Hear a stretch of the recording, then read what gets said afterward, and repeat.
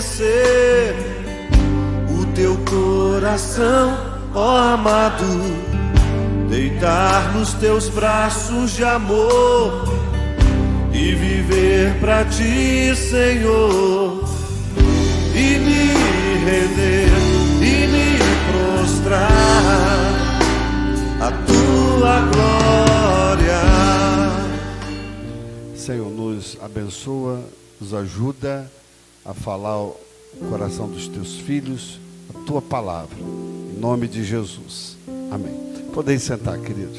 Obrigado, pastor Samuel Brito. Cadê ele? Esse aí, rapaz, tem uma história,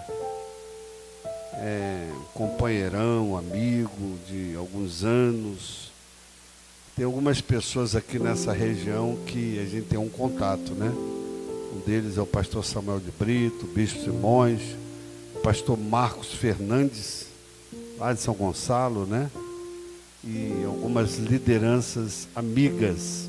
Então, quando a gente vem aqui, a gente vem com alegria para atender a convocação. Irmãos, eu sou o líder de uma aliança de pastores, e essa aliança, ela se baseia em relacionamentos.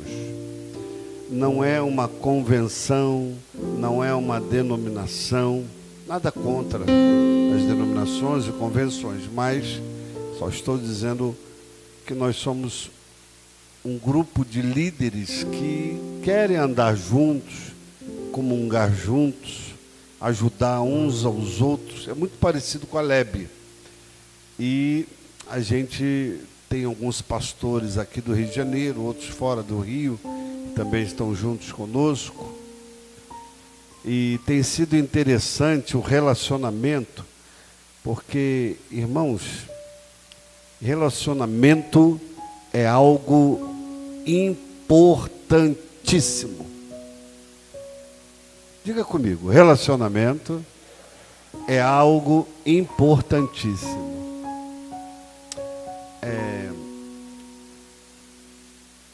Eu peço desculpa a vocês, porque na nossa igreja lá, a gente procura orientar o pessoal que fica lá fora a entrar.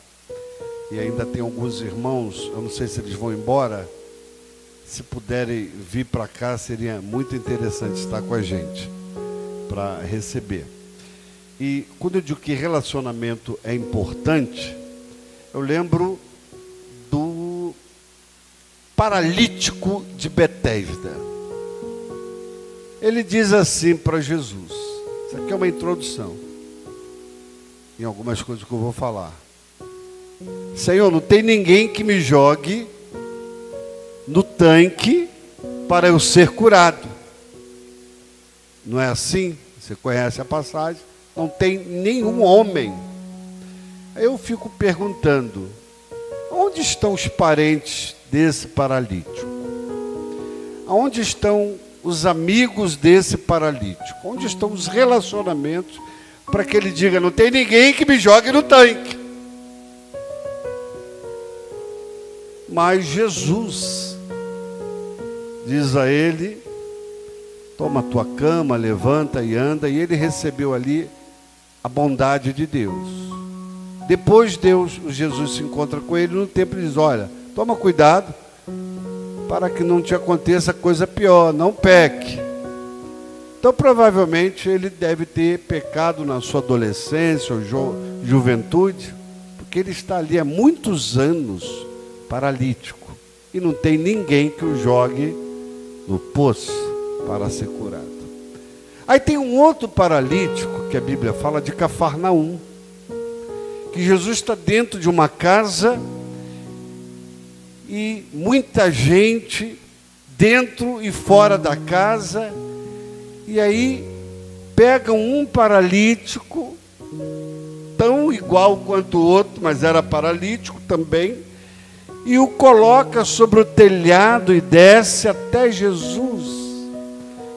E Jesus ali o cura, ministra sobre a sua vida. Há uma diferença entre esses dois paralíticos. E a diferença eu vou te dizer. Chama-se Relacionamento. Fale, relacionamento. Um não tinha ninguém e o outro tinha amigos. E os amigos jogam ele até ali onde está Jesus. Então, irmãos, eu não tenho dinheiro. Eu não tenho bens. Mas eu tenho amigos. Eu tenho relacionamentos. E quem tem relacionamento, tem casa na praia. Sim ou não? Sim ou não? Eu vou dizer por quê. Quem tem relacionamento tem carro. Sim ou não? Você não tem carro, mas alguém te empresta por causa do relacionamento. No ano de 2018, acho que foi 18 ou 2015, 2018, eu não tinha como alugar uma casa de frente para a praia, em Vila Velha. Mas o relacionamento falou assim: bispo, vai passar lá uns dias na minha casa, de frente para a praia, num apartamento luxuoso. E eu fui. Então quem tem relacionamento tem casa de praia. Irmão, valorize os seus amigos. Valorize os pastores que você congrega com eles. Valorize a LEB. Essa reunião aqui, ela tem uma tremenda importância. É onde você vê o companheiro e chama para pregar na tua igreja. Você que já está cansado, não tem ninguém para pregar aquela quarta-feira, aquela quinta-feira, aquele domingo, aquele culto de ceia. Relacionamento. E ele vai lá e te abençoa. Não despreze os companheiros. Não despreze as companheiras. Não despreze. Porque Deus tem bênção nisso. 2018 eu recebi uma casa para passar as férias e fui. Gratuitamente. Chegando lá 4 horas da manhã, depois de alguns dias. Irmãos, alguns devem saber, outros não. Eu tive 4 horas da manhã, Bispo Simões, uma parada respiratória. Não queira saber o que é isso, se você não teve. É uma tortura. É você puxar o ar não vir. É você se afogar no nada. E eu tive que descer 7 andares dentro de um elevador fechado, nesse estado, para pegar um Uber para ir para o hospital ser socorrido. Só deu tempo de chamar o Uber, só deu tempo de descer. E minha esposa me levando. A bênção é que o Uber chegou na porta, antes de eu chegar lá embaixo. E eu falei: estou passando mal, estou até morrendo, me leva para o hospital. E ele me levou 4 quarteirões de onde eu estava, era o hospital, eu não sabia. Eu estava com o carro lá, se eu pego eu morro. Se eu vou atrás de táxi, morria também. Quando eu chego no hospital, que eu entro, não tinha ninguém sendo atendido. O hospital estava todo preparado só para me receber. E eu entrei, olhei uma maca e foi ali que eu me joguei e tive uma parada cardíaca. Segundo os médicos disseram, eu tive uma morte súbita. Me reanimaram e eu sei que eu fiquei 7 dias em coma.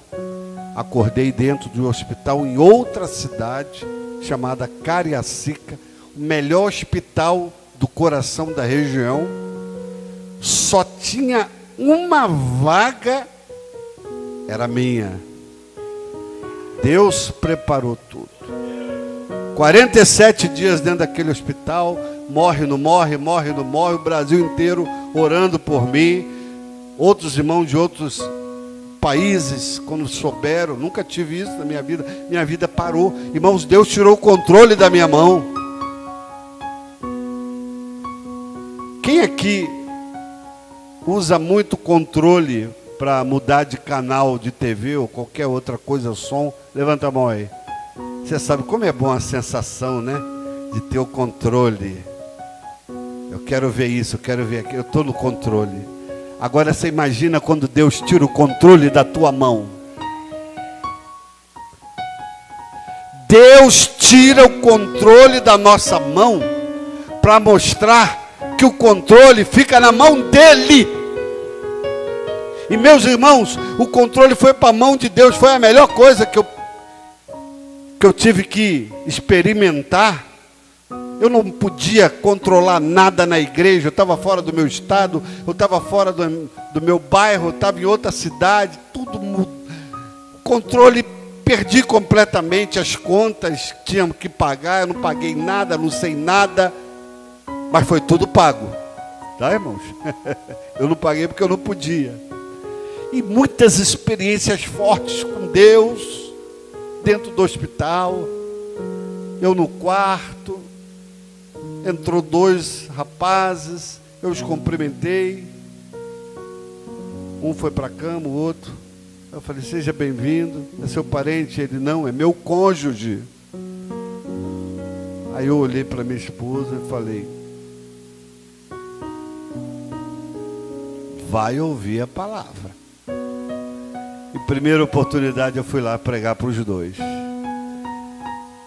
Eu sei que um deles recebeu de coração aberto a palavra, entregou a vida a Cristo, aceitou a oração, e aí eu comecei a entender que as oportunidades não podem ser perdidas. E quando deu meia-noite, aquele rapaz que aceitou Jesus estava operado. O cônjuge foi fumar no corredor, ele se levantou para ir ao banheiro, não deu tempo de chegar no banheiro, urinou ali em pé, e depois escorregou na urina, caiu e rompeu toda a sua operação. Ele teve hemorragia interna, vieram os médicos, eu levantei assustado, ele foi para a UTI, e depois eu vim a saber que ele faleceu. Aí o cônjuge encontrou depois minha esposa no elevador e falou, olha, eu quero agradecer o seu Wilson, que ele me deu um CD aqui, e era o CD Lugar de Arrependimento, que é o tema dessa mensagem. Uma palavra que Deus me deu, que virou um livro, que virou um CD. Ele ouviu o CD e ele falou, agradeça o seu Wilson, porque meu cônjuge, o Bruno, o nome dele era Bruno, ele morreu, mas o seu Wilson não sabe. Ele era desviado, ele virou ateu, não aceitava a oração de ninguém, e ele aceitou a oração do seu Wilson, ele aceitou Jesus, e eu sou desviado, vou voltar também para a igreja. Tantas outras coisas que Deus foi fazendo. Irmãos, saí de lá, os médicos disseram, olha, o senhor tem que procurar um cardiologista urgente. Eu já me tratava, o coração é grande. Eu falei, eu sei que meu coração é grande, cabe muita gente, não brinquei assim, mas o senhor vai ter que usar marca-passo, o senhor vai ter que fazer hemodiálise. Eu fiz dentro do hospital hemodiálise, e já se passaram 5 anos. Meu cardiologista disse que eu só tinha 3 anos de vida. Já estou no lucro. Passou 5. Meu prazo de validade, o cardiologista não sabia que Deus estendeu. Deus faz isso, Ele aumenta o prazo de validade, Samuel. O leite, ele é pasteurizado para ir para a prateleira, e depois tiram ele de lá e ele é repasteurizado. Quem sabe disso? Ele volta depois para a prateleira, e volta quantas vezes a indústria quiser, e você não sabe. Às vezes você está tomando um leite que já foi várias vezes, foi e voltou para a prateleira. Eu costumo dizer que Deus me repasteurizou, eu voltei para a prateleira para cumprir o meu propósito. Aleluia! Oh, meu Deus! A Bíblia diz no livro de Gênesis, e você vai abrir comigo a sua Bíblia, Gênesis 25, que haviam 2 meninos que nasceram. Um se chamava Esaú e outro se chamava Jacó, filhos de Isaac. Gênesis 25, versículo 27 diz: e cresceram os meninos. Digam isso. E cresceram os meninos. Aí que está o problema. Quando os meninos crescem, quando é pequenininho, tu controla. Não é? Quem tem filho já grande aí? Jovem, adolescente. Quando é até os 10 aninhos, tu ainda cá, pá, tá. Bate o pé no chão, ele obedece. Fica quieto, senta. Aí depois que cresce, complicado. Mas quando cria no Senhor, fica mais fácil quando ele assimila isso. Mas o texto diz em Gênesis 25, capítulo 25, verso 27. E cresceram os meninos, e Esaú foi varão perito de caça, varão do campo, mas Jacó era varão simples, habitando em tendas. Verso 28. E amava Isaque a Esaú. Diga comigo isso. E amava Isaque a Esaú, porque a caça era do seu gosto, mas Rebeca amava Jacó. 2 meninos que cresceram. Esaú tinha algo de especial que Isaque chamava a atenção dele de uma forma especial. Isaque o amava. Esaú era alguém que foi premiado, seu queridinho do papai. E o pai, nos tempos bíblicos, patriarcal, imagina a autoridade de um chefe da família, ele é o queridinho do pai. Isaque amava Jacó. E vou te dizer uma coisa, amava Esaú. Esaú também era o queridinho de papai. Você não sabia disso? Quem ganhou a primogenitura? Esaú ou Jacó? Quem ganhou? Esaú. Quem nasceu primeiro? Esaú. Deus premiou Esaú. Deus honrou a vida de Esaú. Deus apostou em Esaú. Talvez você não tenha ouvido ninguém falar isso, mas é verdade. Só que alguém nesse caminho rouba a atenção de Deus e passou a ser o querido de Deus, porque amou a primogenitura. Mas Deus entregou a Esaú.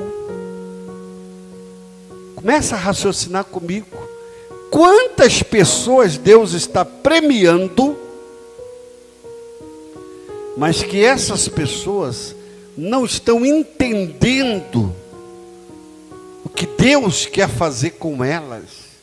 E no caminho, elas simplesmente profanam, deixam de lado a honra que Deus estabeleceu para eles. Esaú, até a sua idade de homem, ele estava ali ainda, dentro dos planejamentos. Mas o versículo de número 30 diz assim: e disse Esaú a Jacó: deixa-me, peço-te, comer desse guisado vermelho, porque estou cansado. Ele estava o quê? Ele estava o quê, irmãos? Pastor cansa no ministério. Sim ou não? Sim ou não? Vocês acham que sim ou não? Sim, diga sim. Marido cansa? Cansa. Mulher cansa? Cansa. Todos nós cansamos na batalha da vida, no dia a dia, nos nossos afazeres. E aí que está o problema. Quando estamos cansados, irmãos, temos que dobrar a vigilância. Quando estamos cansados, precisamos ficar antenados para não cometer desatinos, não tomar decisões erradas debaixo de pressão, de fadiga, de cansaço, de tribulação, ou seja o que for. Esse moço perde a razão. Esaú esquece o que significa primogenitura por um tempo. E ele diz no versículo 30, por isso se chamou o seu nome Edom. Verso 31, então disse Jacó, vende-me hoje a tua primogenitura. E disse Esaú, 32, eis que estou a ponto de morrer, e para que me servirá logo a primogenitura? Eu estou com fome. Mulheres, vocês sabem como é que é o marido quando chega em casa com fome. Ele até esquece de lavar a mão, né? Vai lavar a mão, depois você vem comer. Não, quero comer agora, depois eu lavo. A fome é tanta que ele esquece tudo. Alguns ainda vão lá, faz, né? Mas chego a pressionar a esposa, ó, acaba logo esse almoço aí, já está na minha hora, eu tenho que trabalhar, eu tenho que sair, eu tenho que fazer qualquer coisa aí. Quero almoçar, quero comer. Abre a panela, mexe na panela, a mulher olha assim. Isso não acontece na sua casa não, né? Do marido abrir a panela e mexer antes de que você termine. Eu não terminei, você já está mexendo, está beliscando. Cuidado com a pressão, o cansaço. Ele está dizendo, estou a ponto de morrer. E ele toma uma decisão que vai lhe custar muito caro. Versículo 33. Então disse Jacó, jura-me hoje. E jurou-lhe e vendeu a sua primogenitura a Jacó. E Jacó deu pão a Esaú e o guisado de lentilhas. E ele comeu e bebeu e levantou-se e foi-se. Assim, última frase aí do versículo 34. Leia comigo essa última frase. Assim desprezou Esaú a sua primogenitura.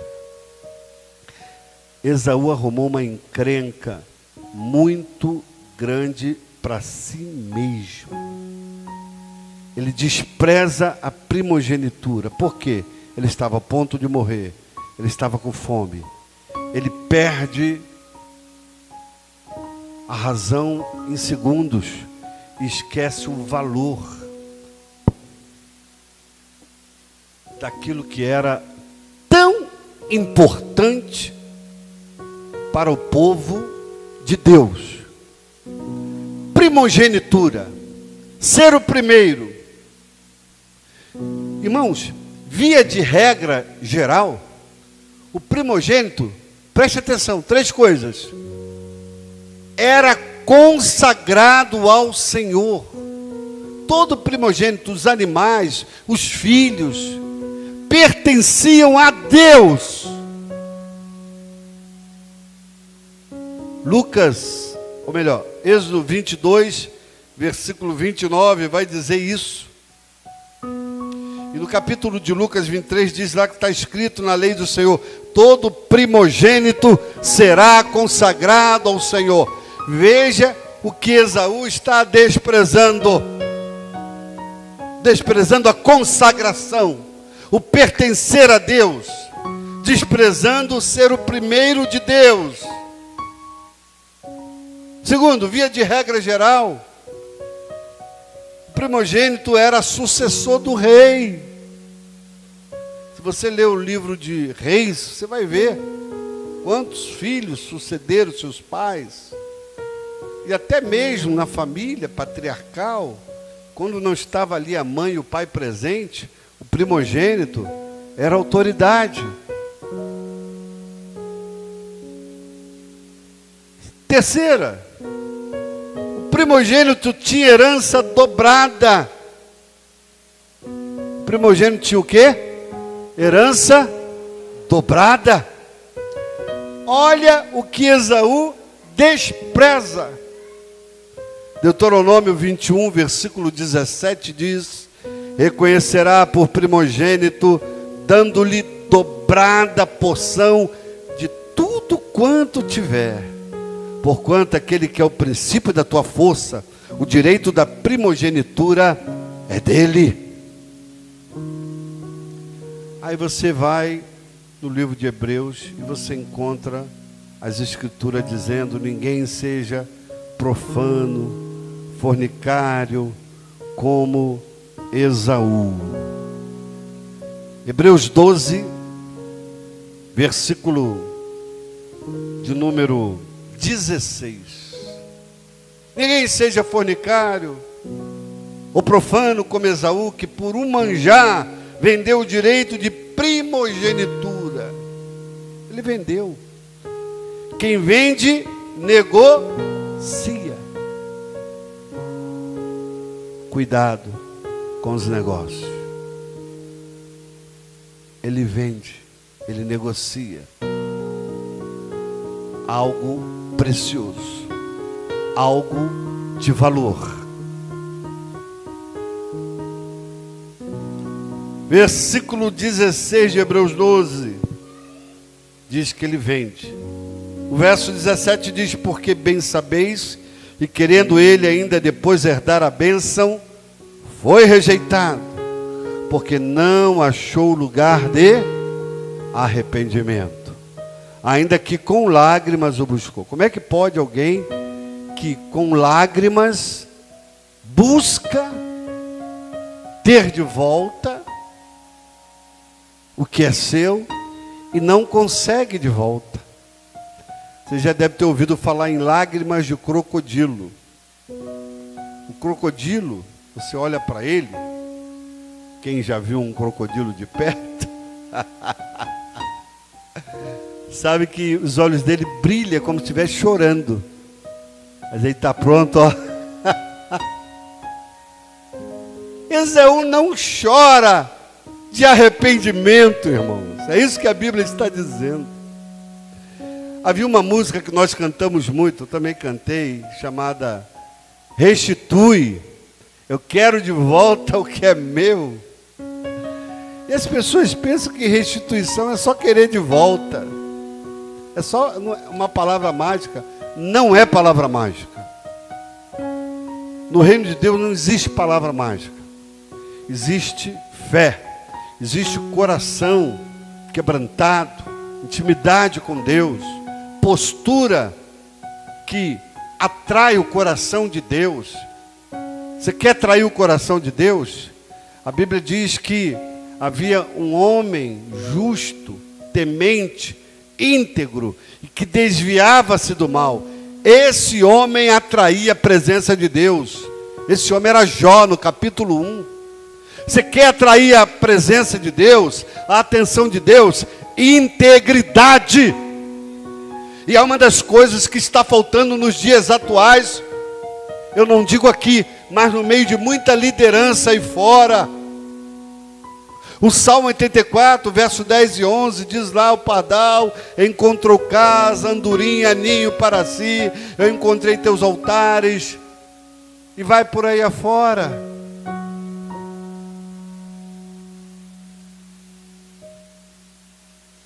Irmãos, coloca esse texto para mim aí, do Salmo 84, verso 10 e 11, consegue colocar para nós?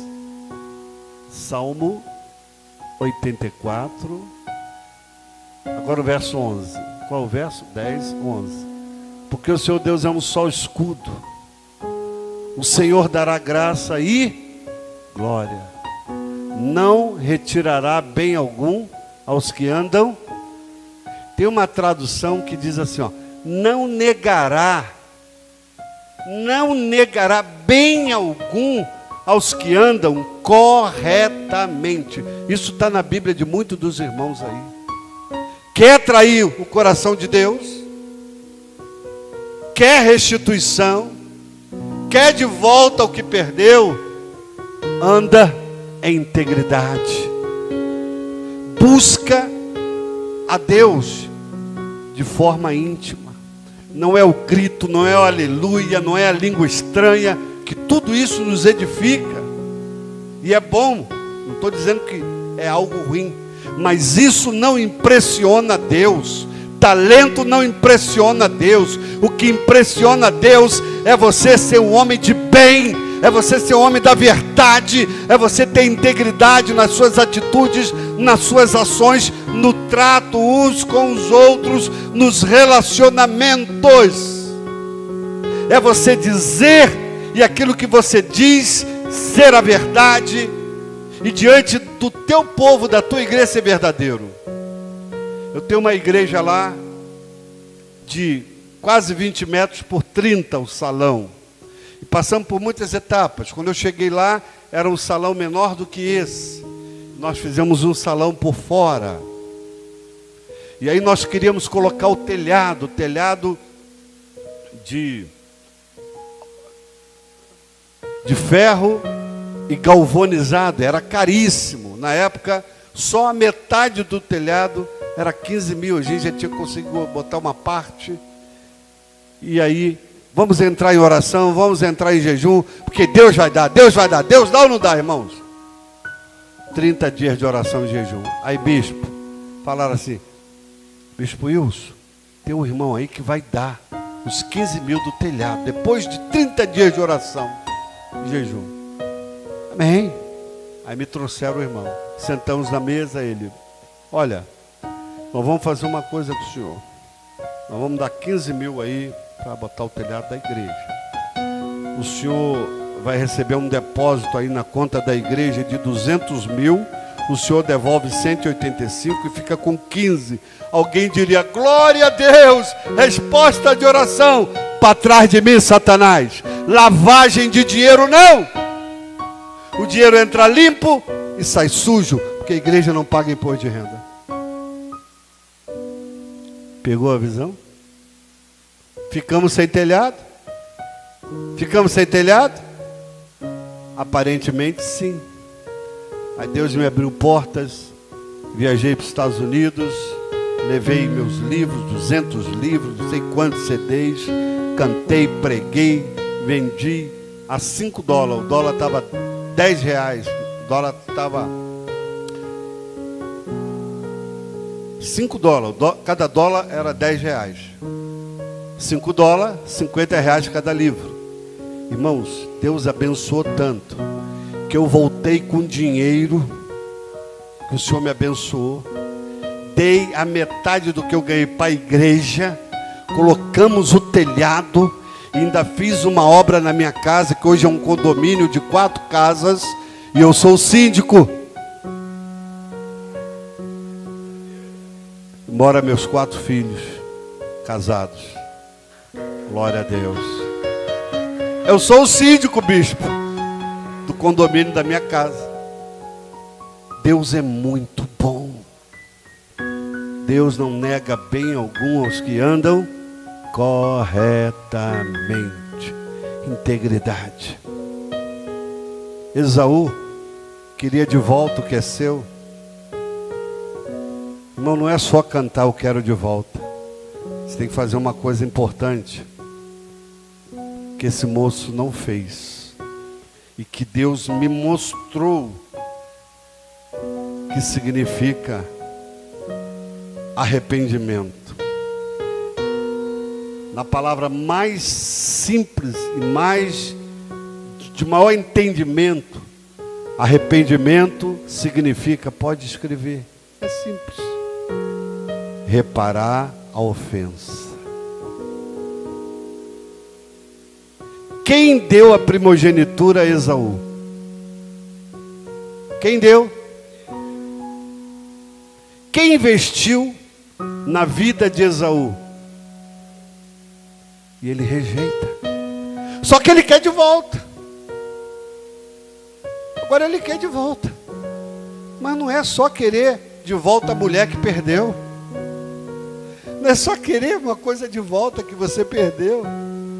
Tem que suar. Tem que pagar o preço. Reparar a ofensa. Se não reparar a ofensa, não tem arrependimento. E reparar a ofensa, muitas das vezes vai você se humilhar, vai fazer você descer.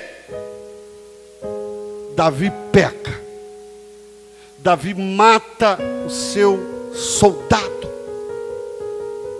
Davi toma a mulher daquele homem. Mas sabe qual é a diferença de Esaú e de Davi? Há arrependimento. Porque o Salmo 51, abra comigo a sua Bíblia aí, você vai ver a diferença. O que diz o Salmo 51 sobre o pecado de Davi? Davi escreveu alguns salmos, não todos. Dizem que cerca de 74 salmos, pelo menos, ele escreveu. E eu acredito que até mais. Mas isso aí não é nada que a gente tenha que discutir. O Salmo 51, versículo 4. Ele está muito consciente, Davi, Esaú não. Olha a diferença de Esaú e de Davi. Verso 4, 51. Contra ti somente pequei e fiz o que teus olhos eram mal. Davi pecou contra quem? Ele poderia dizer, eu pequei contra Urias. Eu pequei contra Betseba, obriguei ela, com minha autoridade de rei, a vir até mim. Mas ele primeiro repara a ofensa com Deus. Ele sabia que ele feriu o coração de Deus. Ele sabia que ele fez algo sério. Ele usou da sua autoridade de maneira errada. E ele diz, contra ti, Senhor. Ele está realmente num caminho de arrependimento. Ele diz, purifica-me, verso 7, com isopo e ficarei puro. O isopo era uma erva aromática medicinal. E ele quer que Deus o cure, que Deus o perfume, porque era uma erva perfumada que trazia cura. Eu quero, porque o pecado fede. O pecado cheira mal. Então eu preciso ser aromatizado pelo Senhor. Então ele diz, purifica-me com isopo, ficarei puro, lava-me, ficarei mais alvo do que a neve, porque eu estou sujo, eu preciso ser lavado dessa iniquidade, desse erro que eu cometi. E ao verso 10, cria em mim, ó Deus, um coração puro, renova em mim um coração reto, não me lances fora da tua presença, não retires de mim o teu espírito, torna a dar-me alegria da tua salvação, sustém-me com espírito voluntário. Quer de volta o que é seu? Faça como Davi. Irmãos, nós pastores não estamos isentos de falhar ministerialmente. Nós líderes não estamos isentos de pecar na caminhada, na trajetória, cometer deslizes. O problema é ficar caído. O problema é você não reparar o erro. O problema é você não fazer o caminho de volta para Deus. O problema é você aceitar negociar. Vende-me tua primogenitura, vende-me. Irmãos, o diabo muitas das vezes fala. E fala contigo de algumas formas que você não percebe, que é a voz do inimigo.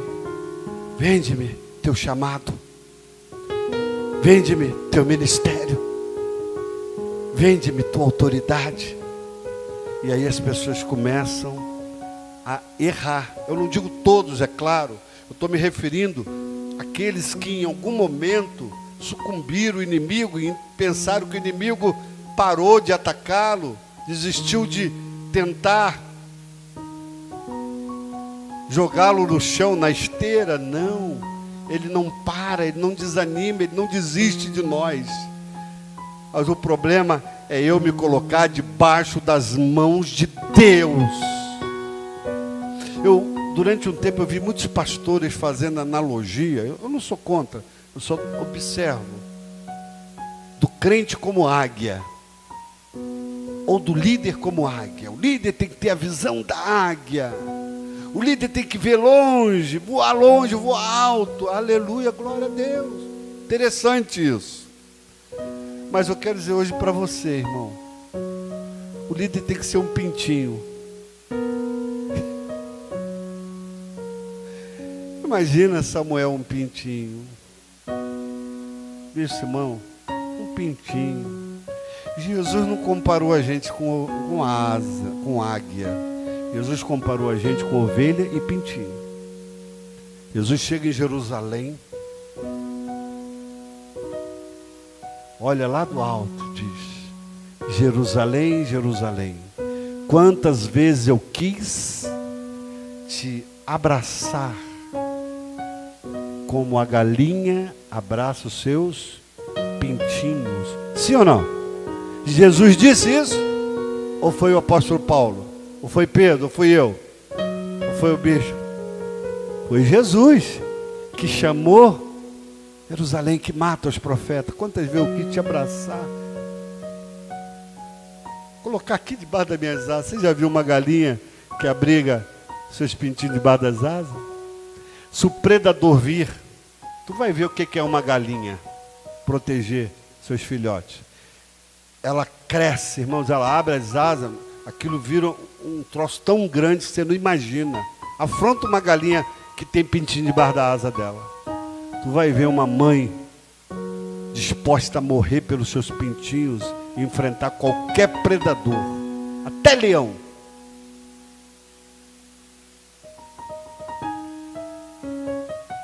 Salmo 91.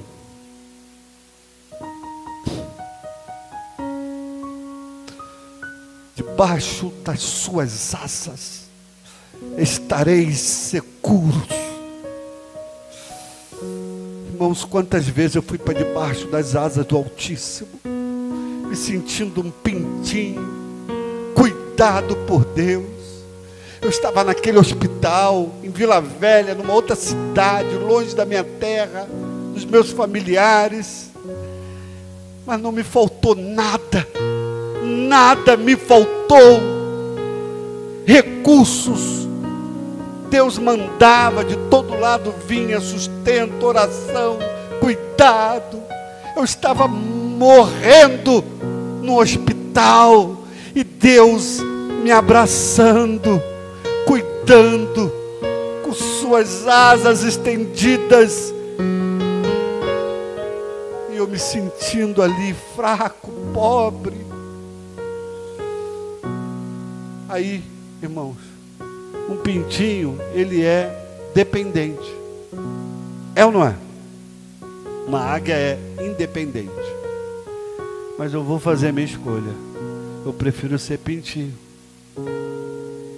porque eu dependo de Deus. Eu não dependo de mim, dos meus recursos, da minha força, da minha razão, do que eu tenho, nem dos meus relacionamentos, que os meus relacionamentos foi Deus que me permitiu. Ele cuida de mim, Ele cuida de você. Ele cuida de você quando você se coloca debaixo das mãos dEle. Ele está disposto a te abençoar. Davi diz em determinado momento, eu acredito que foi Davi, porque há uma dúvida de quem escreveu o Salmo 119. Pela linguagem, eu acredito que foi Davi. Não vou afirmar, mas isso aqui não é ponto de discussão. O ponto de discussão é o que está escrito. Salmo 119, 71. Foi bom ter sido afligido, para que aprendesse os teus estatutos ou decretos. Quem tem a tradução estatuto aí? Alguém tem essa tradução? Está com a Bíblia aí, irmão? Para que aprendesse teu estatuto, teus decretos, tua lei. Foi bom ter sido afligido. Agora eu pergunto aqui aos irmãos: quem já bateu com o carro aqui? Isso é possível. Bispo, apóstolo Joel, não é isso? Hã? O senhor, quando bateu com o carro, você disse: aleluia, que maravilha, eu bati com o carro. O senhor falou? Seja sincero. Não, também não quero saber o que você falou, não. Ninguém de sã consciência: ai, minha casa está pegando fogo, chama o bombeiro. E tem uma pessoa aqui que o carro pegou fogo. O carro pegou fogo. Ele: ai, que maravilha, meu carro pegou fogo, está no seguro. É, Jonathan. Oh, falei o nome do rapaz. Ninguém em sã consciência diz: fui bom. Sabe, esse negócio, essa luta, essa prova, essa dor, essa doença, foi bom esse negócio aqui. Mas eu não gosto dessa expressão, não. Eu prefiro uma outra expressão que diz: foi bom ter sido afligido, para que aprendesse os teus estatutos. Aflição. Deus permite aflição para bispo, apóstolo, profeta, profetiza, crente, crentão, crentona, músico. Deus permite aflição para todo mundo, para nos ensinar. Ele está no comando, Ele pode. Irmãos, a Bíblia diz que Deus leva Israel para o deserto, para saber o que estava no coração do povo. O povo passou fome, passou necessidade, Deus supriu. Mas Deus deixava eles se afligirem. Você já parou para pensar que o que nós já passamos no ministério, Deus está esperando como eu vou me comportar? Eu vou clamar a Deus? Vou murmurar? Como é que vai ser? Já estou terminando, irmãos. Eu queria pregar mais cedo, mas tudo bem. Eu estava orando uma vez. Pastorado é uma coisa interessante, né? Eu estou passando o meu pastorado agora para o pastor Abel, que é meu filho, agora em novembro. Eu preciso tirar o pé do acelerador. Isso não significa que o carro vai parar, não, irmão. Tirar o pé do acelerador é você passar devagar no quebra-mola.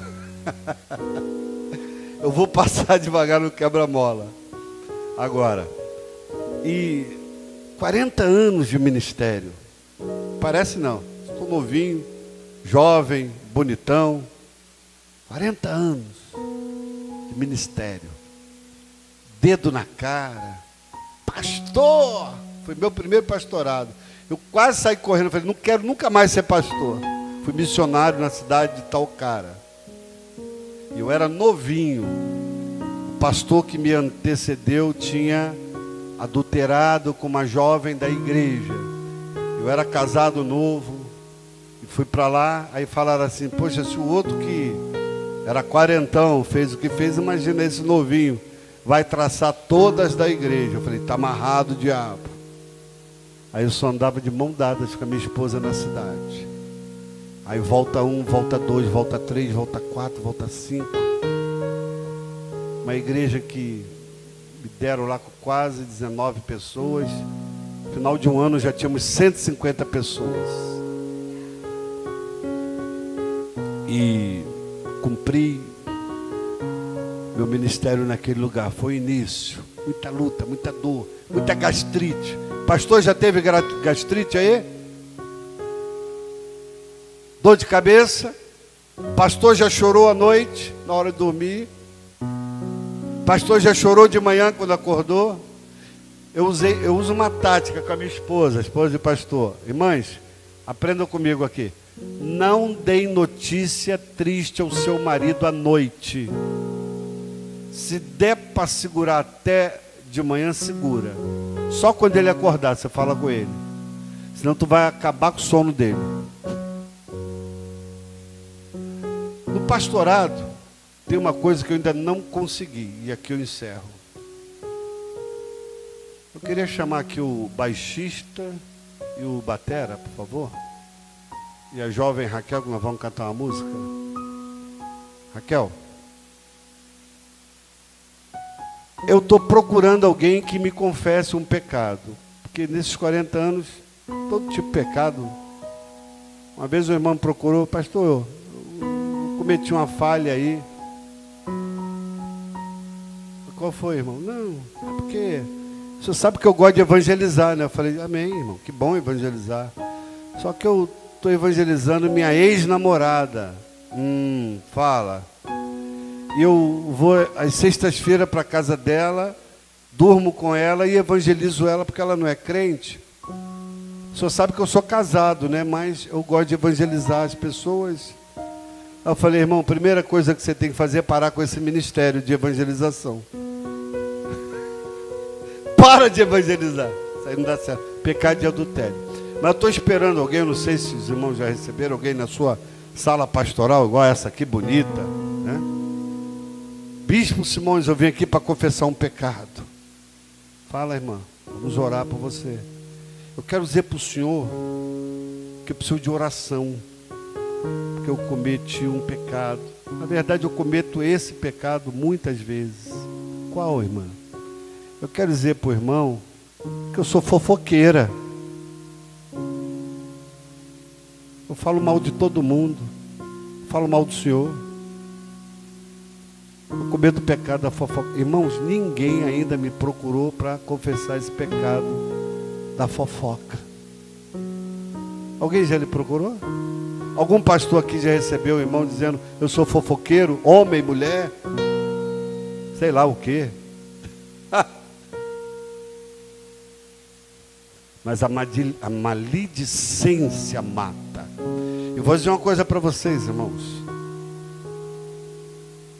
Eu preciso entender que o arrependimento me leva a uma confissão tão intensa diante de Deus, que eu peço oração e cura sobre a minha vida.